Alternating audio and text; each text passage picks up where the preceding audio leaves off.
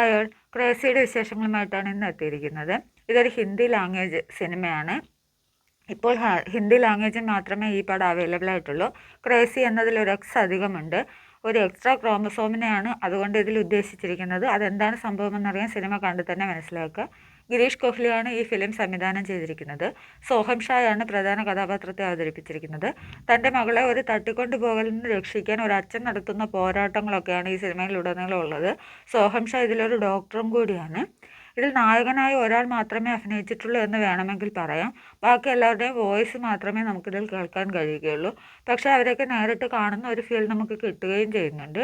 ഇത്തരത്തിലൊരു സംഭവം മലയാളത്തിൽ പരീക്ഷിച്ച് 8 നിലയിൽ പൊട്ടിയൊരു സംഭവം നിങ്ങൾക്കറിയാമെങ്കിൽ കമൻറ്റ് ചെയ്യുക.